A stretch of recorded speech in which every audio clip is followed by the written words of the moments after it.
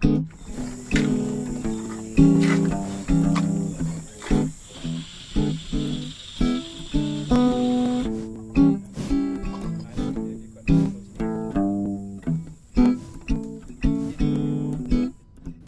belantara seluas 122,000 hektar merupakan sebuah hutan Sabah yang digazetkan khusus untuk tujuan perlindungan hidupan liar.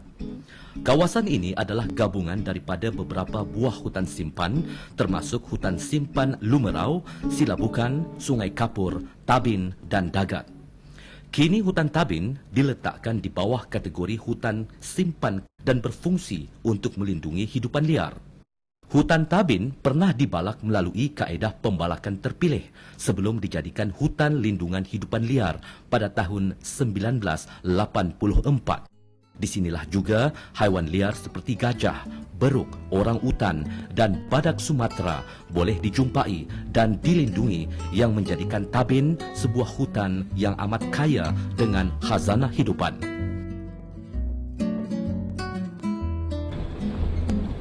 Kini dalam Tabin terdapat beberapa kemudahan seperti tempat tinggal bagi pelawat yang berkunjung ke Tabin. Bangunan-bangunan lain adalah ruang pejabat dan ruang perumahan bagi sebuah organisasi bukan kerajaan, Borneo Rhino Alliance (BORA) yang diberi mandat oleh Kerajaan Negeri Sabah melalui Jabatan Hidupan Liar untuk melaksanakan program Sanktuari Badak Borneo. Program ini adalah satu-satunya yang dijalankan di dalam Malaysia khusus untuk menyelamatkan badak Sumatera daripada mengalami kepupusan. Pada masa ini, 2 ekor badak dijaga di sini. Seekor badak betina bernama Gelogop dan seekor badak jantan bernama Tam. Gelogop ditangkap tidak jauh dari Sungai Gelogop di Lembah Kinabatangan pada tahun 1994. Ia tidak pernah membiak selama di dalam kurungan dan kini dimamah usia.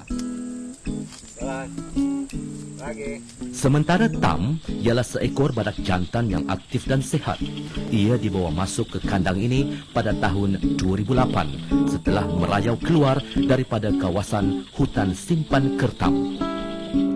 Tam dan Gelogop kini dijaga sepenuh masa oleh 2 pasukan daripada BORA secara bergilir-gilir, siang dan malam. Walaupun jumlah sebenar badak liar di hutan Sabah tidak diketahui secara tepat, tidak banyak petunjuk yang memberi isyarat bahawa haiwan ini masih banyak di hutan.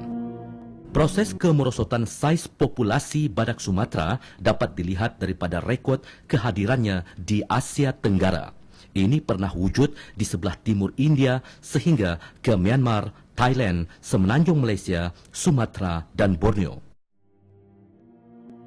Tetapi pada ketika ini hanya tinggal beberapa ekor badak liar sahaja di Sumatera dan di Sabah. Populasinya terpecah akibat guna tanah ditambah dengan aktiviti pemburuan haram.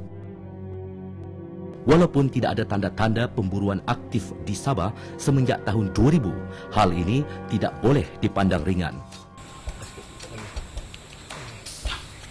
Ternyata badak amat memerlukan perhatian berat dan harus sentiasa diperiksa setiap hari. Mujurlah badak sangat mudah dijinak dan dapat dipegang dalam masa beberapa hari dikurung. Baring, baring, baring, baring.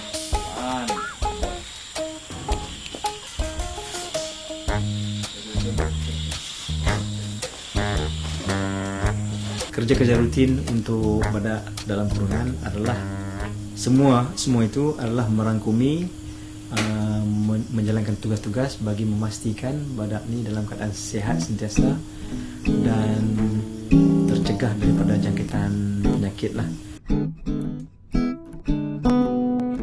Badak Sumatera ialah sejenis haiwan yang memakan daun dan ranting tumbuhan hutan. Ia bukan haiwan merangkut. Bahan makanan bagi Tam dan Gelogop diambil 2 kali sehari dan setiap haiwan akan memakan lebih daripada 50 kilogram makanan setiap hari. Tam biasanya akan menghabiskan sebahagian daripada masa siangnya di kandang hutan yang lebih luas dan mandi lumpur di dalam kubang yang digalinya sendiri. Tam boleh menghabiskan masa beberapa jam menyendiri di dalam kandang hutan ini. Kebiasaannya, Tam akan pulang ke kandang pada lewat petang dan dikurung pada waktu malam. Penjagaan badak di dalam kandang memerlukan ketelitian yang tinggi. Ada saja luka-luka kecil yang terjadi pada kulit dan ia harus segera diubati. Haiwan dalam kurungan lebih terdedah kepada tekanan, ancaman kemurungan serta jangkitan kuman. Namun penjagaan badak terutamanya Tam tidak terhenti di sini. Tam juga adalah calon yang akan menyumbang kepada proses pembiakan badak dalam kurungan. Walaupun tidak ada badak betina yang boleh dijadikan pasangannya pada ketika ini, latihan sentiasa dijalankan agar Tam dapat menghasilkan sperma untuk disimpan bagi kegunaan masa depan. Hanya ada 9 ekor badak spesies ini di dalam kurungan. 4 ekor di Sumatera, 3 ekor di Amerika Syarikat dan 2 di Sabah. Inilah individu badak yang diharapkan dapat menghasilkan generasi badak Sumatera dalam kurungan bagi memastikan pemeliharaan spesies ini. Pemeliharaan spesies terancam bukan proses yang mudah. Ia memerlukan masa, tenaga dan bekalan keuangan yang kukuh untuk memastikan program pemeliharaan sesuatu spesies itu berjaya. Bagi Bora, program pemeliharaan badak Sumatera adalah kombinasi teori sains, amalan pengurusan, teori dan amalan kesihatan, perhubungan awam, jaringan persahabatan, perisikan dan tugas yang mencabar di lapangan. 4 pasukan kecil bergilir-gilir bertugas di hutan untuk mencari dan menentukan kedudukan badak Sumatera di Tabin. Setiap kesan dan bukti kehadiran badak direkodkan dan pergerakan setiap individu badak dipantau dari semasa ke semasa.